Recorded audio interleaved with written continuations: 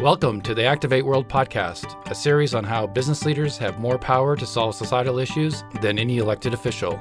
We explore business activism with substance and depth of thought.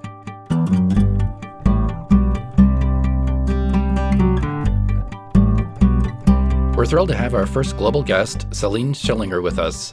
She's the founder and CEO of We Need Social, an organization that focuses on engagement leadership. Celine, welcome to Activate World. Give us a snapshot of your background and experiences, and what led you to focus on engagement and change leadership. Well, thank you, John, for having me here. I'm very honored and very proud to be your first global guest. I'm sure it's not the last one. My background is political science and communications. That's what I studied back in France, where I grew up, and started the first job in communications. Didn't like it. Went to business, moved abroad in order to, I don't know, find myself maybe and find something more exciting. Ended up in Vietnam, staying 4 years, and then that led me to other jobs in Asia. Overall, I worked over Asia for about 10 years, then moved back to France and started to work at Sanofi, a big pharma company. And I stayed 17 years there, mostly in business operations roles and then engagement. That has been my passion for the last almost decade, I would say. And this episode came to an end last summer, the summer 2018, where I left Sanofi and created my own business. So I'm a CEO for the first time of my life since September, and extremely happy to be so. And you're now the CEO of We Need Social. Correct. It was the name of my blog that I set up in 2013 or so, and it became the name of my company. I know that at We Need Social, you've embraced the Cotter change model. Can you tell us about that model and why the focus on it? Yeah, absolutely. So I had I would say, a history of activism in the workplace, and then outside the workplace, in at the service of corporate objectives. So I call that, to make it short, corporate activism, not necessarily against something or for a big social cause. To me, corporate activism is about leveraging the tools and techniques of social movements at the service of corporate objectives. It's a new way, a new management practice, I would say, in a way, new leadership, obviously. So anyway, I had those first couple of experiences around corporate activism and engagement and building engaged crowds, I would say, focused on a common objective, a common purpose, and acting upon that. And then that experience caught the attention of the new chief quality officer who joined Sanofi back in 2014. And together we decided to apply this corporate activism thing to quality in the workplace, to industrial quality, actually, to the way people were working together to produce quality products. And this man was very interested in the Qatar model that he had read of, the dual operating system, where the hierarchy coexists and works with the network. And we contracted Qatar. We worked with the Qatar team for about 2 years, and they helped us really rethink completely the way we were doing things. And that led to really amazing results. So when I created my own company and I decided to focus on engagement leadership, Qatar suggested that I become an affiliate for Qatar and help them with growing their business, in particular in Europe. So I'm very, very happy to do so. It's not the full. It's not 100% of my time. I do other things as well. I would say more at a lower scale, at a smaller scale. I do speeches, etc. So I do act also as We Need Social, focusing on engagement leadership, and I hopefully will do more and more for Qatar. In 2017, you were awarded the Medal of the National Order of Merit by the French government for your work in engagement for diversity. What experiences and accomplishments led to that recognition? Yes, well, in my opinion, it's too big of an honor compared to what I did. But I really started my sort of career in activism through a movement for diversity in the workplace. That's really when I started discovering the power of the collective, of an engaged collective, and the tools enabling such collective to be efficient, like social tools, and the power of purpose and all that kind of things. I had really no idea of before, because I had not been exposed to that in my professional nor private life, really. And seeing the energy and the creativity of a diverse crowd, when you manage to get this diversity of thoughts together, focusing around focusing on a common purpose, you really move mountains. The pharma industry has a reputation for being relatively conservative. So, when you're trying to spark that empowerment or activist within to make those changes, what are some of the challenges? Yeah, you're right in saying that the pharma environment is conservative. I would add it's conservative for good reasons, because any change can have dire consequences. It's a very regulated environment, and again, for good reasons. You know, the states want to protect their citizens against um, poor consequences of, I don't know, research, medicine, or whatever. So they inspect facilities all the time. They put very extremely stringent requirements that pharma companies have to follow, etc. So it leads. So all this stemming from really good intentions, and they're reasonable, and they're justified. But all that, I would say, drives corporate cultures that are extremely controlling, extremely adverse to change. And that used to work in the past. It was still okay. Now it doesn't. And that's where, coming back to Qatar, I think the dual operating system is is extremely useful, because it's about having the management, um, all the structures, and it's about keeping it for what it knows best, for what it does well, but complementing it with a network approach, which brings innovation and agility and creativity. So, in your experience then at Sanofi, when you were working with that dual model to create a more networked approach within the organization, when did you know it was starting to work?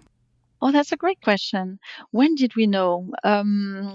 We knew early on that some people, not all, some people were highly receptive. There was this energy in the early workshops, because suddenly we were not talking to people, we were talking with people, and we were creating a different kind of space, that was open to, that was welcoming people's ideas, and with people talking from their brain, but also engaging their heart and engaging their soul. It's about the big opportunity, creating a vision together. What is the future we want to fight for together? So that it created a very different kind of energy, and I had not seen that before. But then the actual results on business took, I would say, about a year and a half to materialize. So we had to be patient. And at the end of the first year, I was like, oh my God, starting to feel the pressure. But eventually, all quality indicators turned to green, and it's been a massive source of improvement. Describe some of the key concepts that underline the idea of how to make organizations more humane. I know that some people are very receptive, and they welcome ways where you invite people as a whole, not just as a role, where you include more people into the decision making, where you operate an organization not as a machine, but as a living system. And as a leader, it's basically about seeing yourself not anymore as the no longer as the chief mechanics, the chief engineer, that will replace, put a little bit of oil in the machine, or replace this cog because this doesn't work and put another one instead, and so on. Instead, it's seeing yourself as a gardener.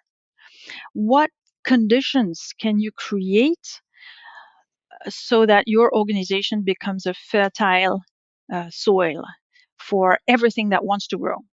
And sometimes what grows is not what you expected, but it's even better because we all have a limited view on the world, and because we all have our own lenses. So how could you have a universal truth in yourself? It doesn't work. So instead of that, I believe leaders need to make space and create a welcoming space for others, and be at the service of this collective space. So that's really what I call those more humane organizations. But then obviously some leaders are not responsive. They don't get it, or they get the concept but not the practice, and they're still too tainted by power and ego, and this idea of fields. It's my field, it's not your field. And this leads to crazy competition internally inside organizations, and it's really bad. But I haven't found a way to really overcome that with everyone, unfortunately. I'm disappointed. I was hoping you'd give us the answer to that. I was hoping the same from you. Well, you wrote recently that 2018 should be the year of courage. What role does courage play in being an agent or an activist? How do you reach someone that fears change? It's a great question. I think courage is a muscle that you can exercise by, in particular, by remaining a learner all the time, by connecting with different people with different worldviews, and by surrounding yourself with diversity, by learning new stuff all the time, you by retaining or exercising your humility, that hopefully balances a little bit the ego, because very often ego stands in the way of courage, because you have to realize that some leaders just don't want to appear as beginners. They and That's why they refuse to learn new things. Like, for just one example, using the internal social media, using the social media platform of your own company. Some leaders just don't want to do it. They don't want to learn because they are afraid to appear stupid. Because so they pretend, they give lots of excuses. They have no time. They have more important things to do, blah, etc. It's just that their ego is standing on the way.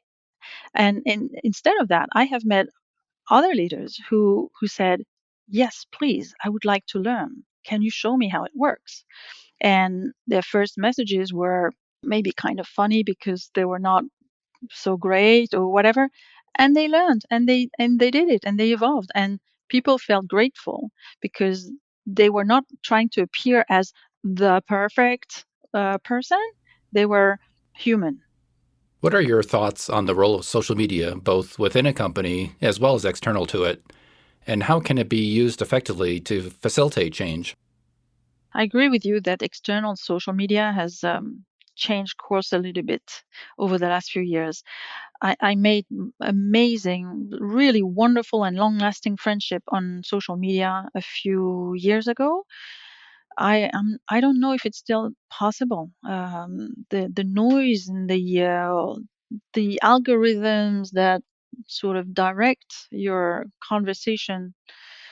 I'm not sure it's such a field, an open field of discovery, and it tends to, I don't know, consolidate bubbles in a way, which is not very, it's not healthy. Really, social media enables to connect at scale, but it also enables to change the type of, it changes the identity. of an organization, because then the ecosystem sees itself differently. Conversations are happening between different countries, languages, cultures, people, etc., much more easily than they used to in the past. And to me, it's impossible to do without. I can't believe my ears those days when I hear that some big organizations still don't have an internal social network. It's unbelievable. Were there social tools that were more effective in building that type of connection within the company? I would say I'm more like tool agnostic. I think it doesn't really matter, but having a tool and using it and having everybody use it, not just like low level employees or whatever. Everybody's got to use it. It's crazy to have top leaders claiming they want to transform their organization and not transforming themselves first. How do you use social media within an organization to facilitate or make that mindset shift to one of a more corporate activism type? What works, I have found in my own experience, is the co-creation of a community of intent that is open, welcoming, that does not focus on work alone, that welcomes other topics, pictures, smiles, where people can praise their colleagues, can show their work, can ask questions, where leaders ask questions too.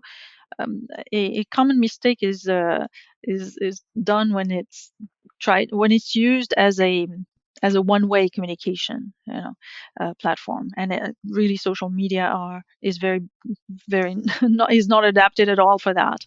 Yeah, so it's kind of returning to that theme of making the workplace more humane to help facilitate that change. Yeah. How can you be incorporating diversity and inclusion when you're taking a side on issues? It seems like kind of a struggle, right? Yeah, exactly. So what I advocate for is to rather than changing the world outside, why don't companies try to change the world inside first? Why don't they try to apply those new principles of leadership with their own people? You know, and because I think changing the world starts with the way we work. People spend so much of their time, so much of their life at work.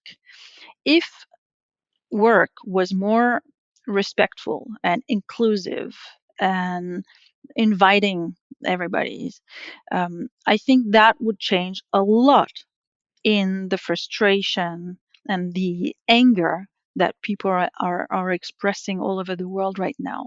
So it's a responsibility we have, but of course it's easier to advocate for change outside than to take the very first steps to change the way we work inside.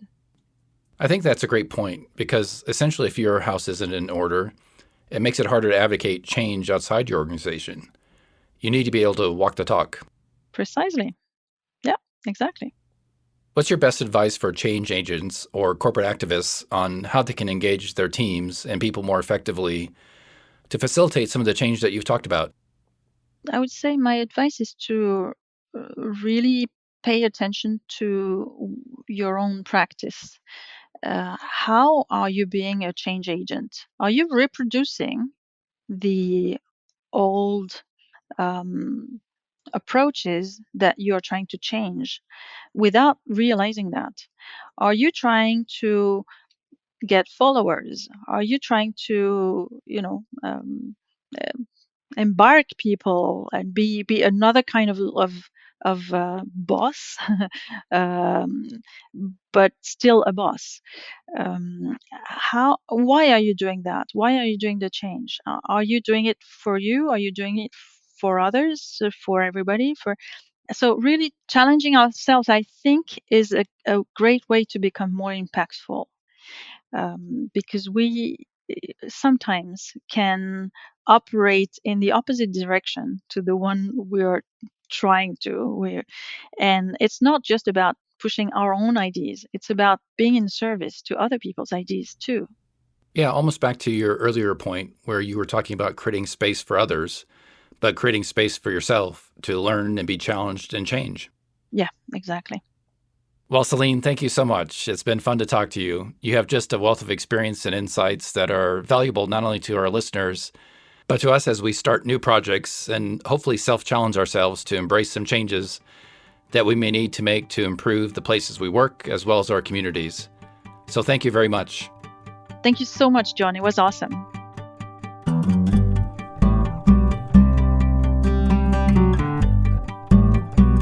Listeners, we'd love to hear from you. How do you use social in your company to engage in a more diverse and inclusive way? Give your insights and perspectives in our Activate World LinkedIn group.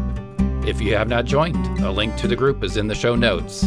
Let's continue the conversation. Be sure to tell your friends and colleagues about the Activate World podcast.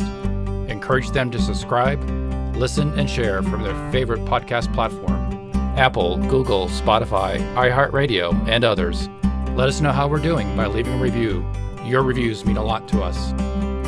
Activate World is a team endeavor. Special thanks to Kayla Waldstein and Kent Nutt. Music by Jason Goodyear. For Activate World, I'm John Mertz.